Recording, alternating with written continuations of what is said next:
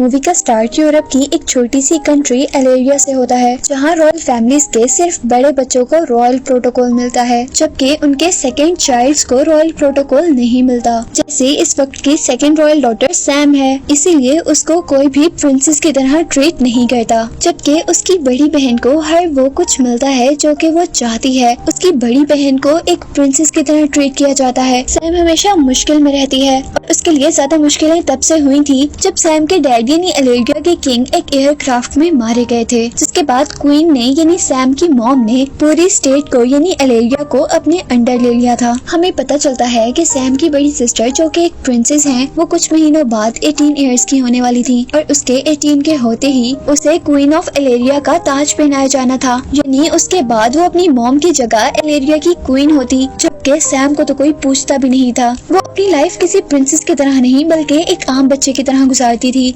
उसने आम से बच्चों को अपना फ्रेंड बनाया हुआ था, जिसमें से एक माइक भी था और वो उनके साथ आराम से कहीं भी जा सकती थी। और जैसा सारी बातों से आपको पता चला कि एलेरिया में शाही निजाम चला करता था, यानी जहाँ हर चीज एक किंग के अंडर होती, और इस सिस्टम में सेकंड बॉर्न चाइल्ड को कुछ समझा भी नहीं जाता था, यानी दूसरे बच्चे को कुछ समझा भी नहीं जाता। इसीलिए सैम इस निजाम को बिल्कुल भी पसंद नहीं किया करती थी और यही वजह थी वो सड़कों पर जाकर रॉक म्यूजिक बजाकर लोगों को अपनी तरफ अट्रैक्ट करती थी। वो एरिया के लोगों को वोट सिस्टम यहाँ पर लेके आने के लिए आमादा कर रही थी और इसी के साथ साथ सैम स्केटिंग भी किया करती थी और अभी भी उसने स्केटिंग करते हुए गलती से एक ट्रैफिक सिग्नल तोड़ दिया था, जिसकी वजह से पुलिस ऑफिसर्स उसे अरेस्ट कर लेते हैं और फिर उसे जेल से रिलीज करवाकर उसकी मदर के पास लाया जाता है, जहाँ वो अपनी मॉम को बहुत आराम से कह देती है कि लोग यहाँ की गवर्नमेंट से बिल्कुल भी खुश नहीं है। लेकिन क्वीन अब ये कहकर उसकी बात रद्द कर रही थी कि वो लोग सिर्फ माइनॉरिटी हैं जो इस चीज को पसंद नहीं करते, यानी इस चीज को नापसंद करने वाले लोग बहुत कम हैं। जिसके बाद सीन यहीं से कट होता है और हमें एक जेल को दिखाया जा रहा था, जहाँ एक कैदी को एप्पल दिया जाता है और जैसे ही वो उस एप्पल को बाइट करता है तो उस एप्पल के अंदर से एक ट्रांसमीटर निकलती है। जैसे ही वो अपनी एक सीक्रेट डिवाइस के अंदर लगाता है तो उसकी हेल्प से उसकी गर्दन पे लगा हुआ लॉक बहुत आसानी से खुल गया था और वो उस जेल से भी फ्री हो गया। जिसके बाद अब हम दोबारा सैम को देख रहे थे, जो कि अपने फ्रेंड माइक के साथ एक कॉन्सर्ट के लिए प्रैक्टिस कर रही थी। वो लोग आपस में बातें कर रहे थे कि अचानक सैम को अपने फ्रेंड के मुंह से गार्लिक की स्मेल आती है, जिससे सैम का फ्रेंड हैरान हो जाता है क्योंकि उसने गार्लिक फूड आज से 2 दिन पहले लिया था। वो सैम से कोई बात करना चाह रहा, लेकिन सैम उसे इग्नोर कर आगे चली जाती है और अपने रूम में चली जाती है, जहाँ पर उसने अपने फादर की कुछ चीजें संभाल कर रखी हुई थी। वो उन चीजों को देखकर अपने फादर को याद कर रही थी।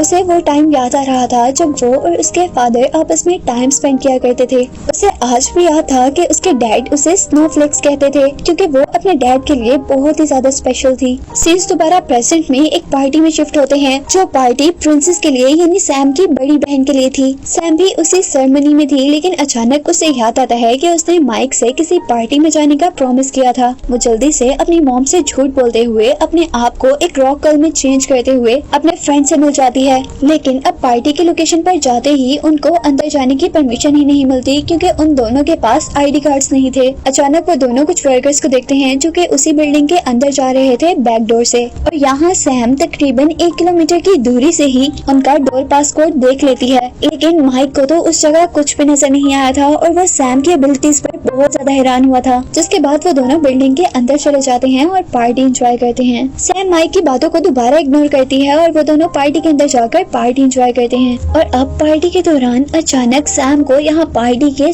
सारे साउंड सुनाई देने शुरू हो गए थे, जहाँ वहाँ हाई म्यूजिक से लेकर किसी की हार्ट बीट तक का साउंड उसे सब कुछ सुनाई दे रहा था। इवन उसे मक्खियों के भिनभिनाने की आवाजें भी आ रही थी। वो इन सारी चीजों से बहुत ज्यादा परेशान हो चुकी थी। उसे अब चक्कर आ रहे थे। वो हर चीज को बंद करना चाहती थी, लेकिन वो नहीं कर सकती थी, इसीलिए वो जाकर वहाँ पार्टी में लगा फायर अलार्म बजा देती है, जिससे सब लोग वहाँ से भाग जाते हैं। पार्टी बंद हो जाती है और उसकी इसी गलती की वजह से उसे दोबारा अरेस्ट कर लिया जाता है। और यहाँ माइक उसे बताता है कि उसे तो उस दिन से कुछ न कुछ गड़बड़ लग रही है, जब तुमने मेरे मुंह से 2 दिन पहले का खाया हुआ खाना स्मेल कर लिया था।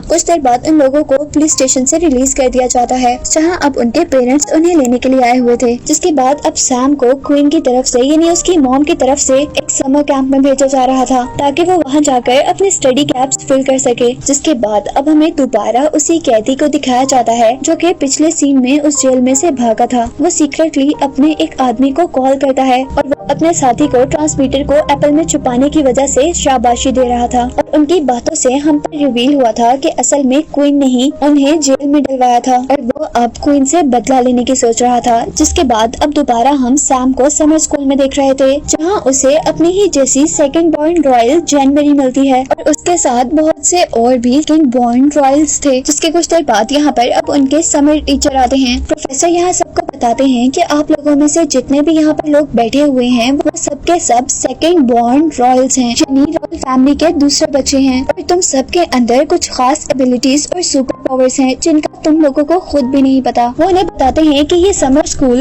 उनको ट्रेन करने के लिए है, उनकी सीक्रेट सोसाइटी के लिए, जहाँ पर वो सब मिलकर रहा करेंगे और उस सोसाइटी का नाम है secret society of second born Royals. और यहाँ उनको पता चलता है कि क्वीन ही असल में इस सोसाइटी की हेड है और ये बात सुनते ही सबसे पहले सैम शॉक हुई थी। वो बताती हैं कि इस सोसाइटी का मकसद ये है कि सेकंड बॉर्न रॉयल्स के ऊपर एक बहुत बड़ी रिस्पॉन्सिबिलिटी है। उन सब लोगों को अपनी सुपर पावर्स का यूज करते हुए असल में रॉयल सोसाइटी को यानी क्वीन और किंग को बचाना है। और इसी के साथ उन सब लोगों के लिए एक बैड न्यूज ये थी कि अगर उन लोगों ने अपनी सुपर पावर्स को यूज नहीं किया या ट्रेनिंग में वो फेल हो गए तो उनकी मेमोरीज खुद ब खुद रेस हो जाएंगी जिनमें उनके पास सुपर पावर्स थी। जिसके बाद उनको अब यहाँ पर पहला टास्क दिया जाता है, जहाँ एक फैसिलिटी के अंदर बहुत से ब्लॉक्स थे और उनको एक पिरामिड तक जाना था। ये इतना आसान तो बिल्कुल भी नहीं था जितना उनको नजर आ रहा था, क्योंकि इस फैसिलिटी के अंदर लेजर गन्स लगी हुई थी और अगर कोई भी अपनी एक भी मूव गलत करता तो उनको उस लेजर गन से शूट कर दिया जाता। लेकिन इस टास्क को करते करते आखिर उन लोगों को अपनी सुपर पावर्स जानने को मिल गई थी। यहाँ रक्सोना अपनी सुपर पावर डिस्कवर करती है कि वो कभी भी इनविजिबल हो सकती है, जबकि टूमर ने डिस्कवर किया था कि वो लोगों को पोजेस कर उनसे अपनी बात मनवा सकता है। जबकि सैम के पास ये सुपर पावर थी कि उसकी सारी सेंसेस बहुत ज्यादा तेज हो गई थी, इवन स्मेल की, हेयरिंग की। वो अपने एनवायरनमेंट को लोगों से ज्यादा जल्दी जज कर लिया करती थी और इस वजह से वो सबसे ज्यादा क्विक थी। जहाँ अब वो लोग अपना पहला टास्क तो हार चुके थे, जिसके अंदर उन्होंने एक पिरामिड तक पहुँचना था, लेकिन बाहर आने पर बाकी बच्चों को भी अपनी एबिलिटीज का अंदाजा हो चुका था, जिसमें जनवरी के पास ये एबिलिटीज के वो किसी को भी टच कर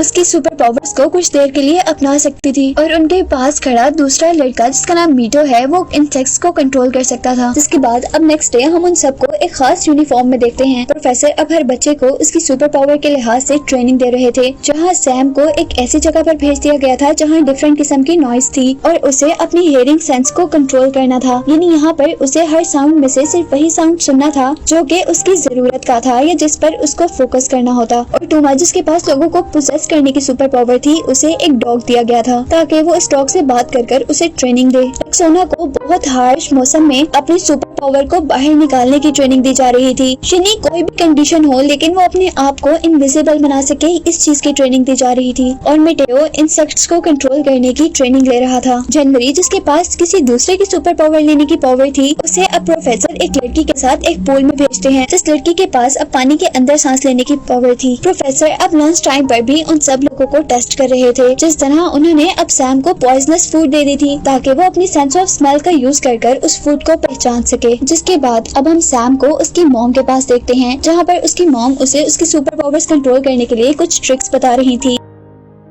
जिसके बाद हम देखते हैं कि इस एकेडमी के तकरीबन सारे ही स्टूडेंट्स अपने सुपर पावर्स को कंट्रोल करने के मास्टर हो चुके थे, सिवाय रक्सोना के जिसके पास इनविजिबल होने की सुपर पावर थी। जहाँ प्रोफेसर जब सैम का टेस्ट लेते हैं तो वो भी उस टेस्ट में पास हो जाती है, जहाँ एक ही टाइम में बहुत सारी ऑडियोस प्ले कर दी गई थी और उसने हर ऑडियो को ठीक से गेस किया था कि ये किसकी ऑडियो और किस जगह से प्ले हो रही है।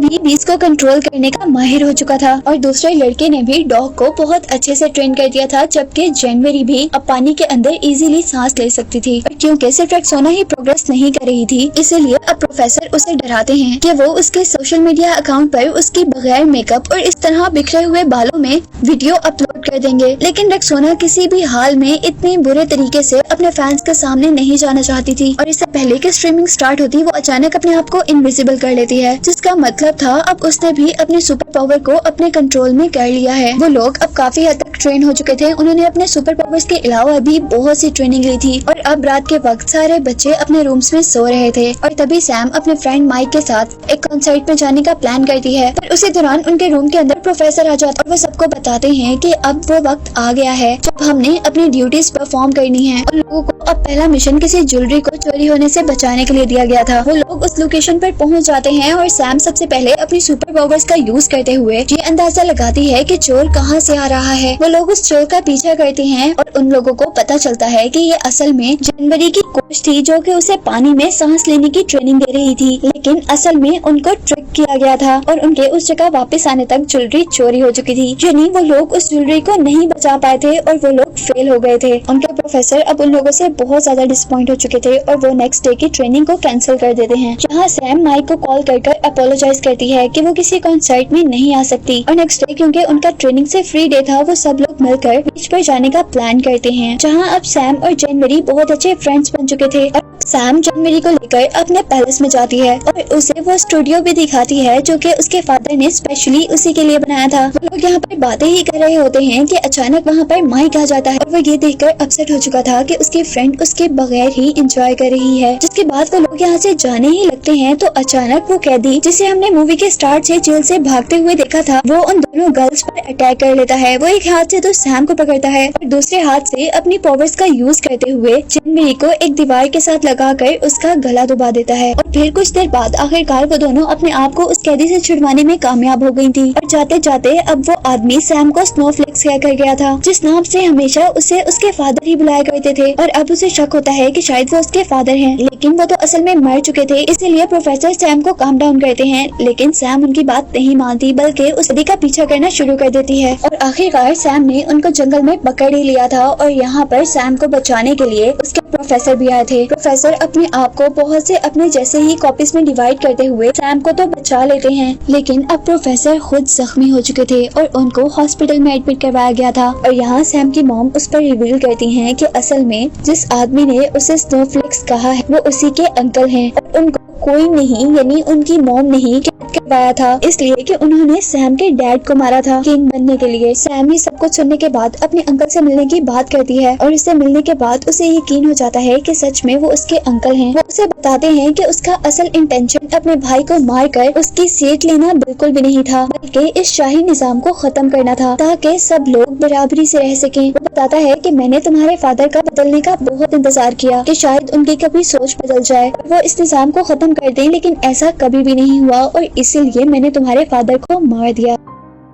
जिसके बाद सैम अब अपनी सिस्टर से मिलती है जो उसे बता रही थी कि मैं क्वीन बनते ही इस सिस्टम में चेंज लेकर आऊंगी, जहाँ पर सैम भी इस सब चीजों के लिए राजी थी। और उसके साथ के सभी स्टूडेंट्स अपने आप को इस मिशन पर लगा देते हैं कि प्रिंसेस की क्वीन बनने की सेरेमनी की सारी के सारी सिक्योरिटी वो खुद करेंगे। रात में सैम अपने प्रोफेसर से भी मिलती है और उनसे माफी भी मांगती है क्योंकि उसने उनकी बात ना मानकर उन्हीं को खतरे में डाल दिया था। और यहाँ प्रोफेसर भी सैम को माफ कर देते हैं। प्रिंसेस की सेरेमनी स्टार्ट हो जाती है और हम देखते हैं कि दुनिया के सारे रॉयल कपल्स सेरेमनी के अंदर आए हुए थे। इस सेरेमनी के अंदर टूमा रियलाइज करता है कि वो लोगों को कन्विंस करने की अपनी सुपर पावर्स यूज ही नहीं कर पा रहा, जबकि हम पर रिवील होता है कि जनवरी ने असल में उसकी सुपर पावर्स को चोरी कर लिया है और वो उसकी सुपर पावर को यूज करते हुए एक गार्ड को प्रोसेस करती है और उसके जरिए सैम के अंकल को जेल से बाहर निकाल देती है। और यहाँ हम पर रिवील हुआ था कि वो हमेशा से सैम के अंकल के साथ ही मिली हुई थी और उसी ने वो एप्पल ट्रिक की थी जिसके जरिए वो पहले भी जेल से बाहर निकला था। जिसके बाद वो अपने बाकी साथियों के पास गई थी और उन्हें प्रोसेस करते हुए वो अब सेल तक ले आई थी और उनको उसने सैम के अंकल की जगह बंद कर दिया था। और जब उनको होश आता है तो उनको पता चलता है कि असल में वो तो एक सेल में बंद हो गए हैं और जो वहाँ पर नहीं है वो सिर्फ सैम ही है। इसलिए मिटेओ जो कि इंसेक्ट्स को कंट्रोल कर सकता था, वो एक फ्लाई के जरिए सैम को जनवरी के बारे में सारी रिपोर्ट देता है और अब वो अपनी सुपर पावर्स का यूज करते हुए अपने अंकल को भी ट्राई कर लेती है और फौरी तौर पर उनका पीछा करती है। यहाँ पैलेस के अंदर फाइनली अब प्रिंसेस को क्वीन बनाने की सेरेमनी स्टार्ट हो चुकी थी, जबकि बाहर सैम के अंकल एक छोटी सी डिवाइस के जरिए सारी रॉयल ब्लड लाइन को मारने वाले थे, यानी सारे रॉयल लोगों को और उनके बच्चों को मारने वाले थे। और इसी के साथ सैम ये भी नोटिस करती है कि जनवरी भी उनके अंकल के साथ ही मिली हुई है। वो जल्दी से अपने फ्रेंड माइक के घर जाती है और उससे हेल्प मांगती है। अब क्योंकि माइक उससे नाराज था इसलिए पहले तो वो उसकी बात नहीं सुनता, लेकिन जैसे ही वो बताती है कि वो बहुत मुश्किल में है तो वो उसकी मदद के लिए तैयार हो जाता है। वो जनवरी को ट्रैप करते हुए एक खास जगह पर लेकर आते हैं जहाँ पर जनवरी ये एडमिट करती है कि वो ही असल में सैम के अंकल के साथ मिली हुई है ताकि वो सैम की सिस्टर की जगह हुकूमत कर सके। अब ये बात सुनते ही माइक ऊपर से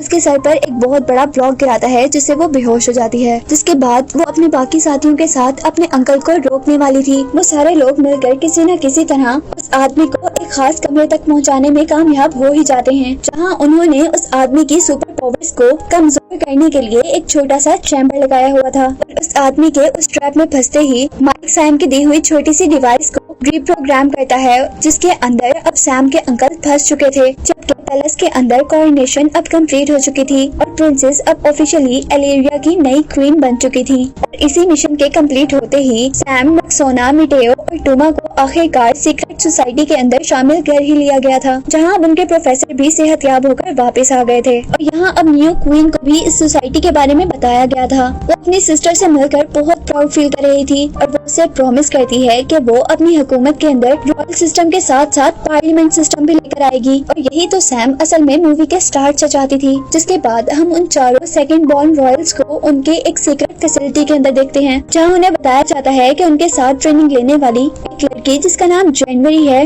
वो जेल से भाग चुकी है और उसने उन चारों को चैलेंज किया है कि अगर कोई उसे ढूंढ सकता है तो ढूंढ के दिखाए। और अब वो सब लोग इसी नए मिशन पर थे जिसके साथ ये मूवी एंड हो जाती है।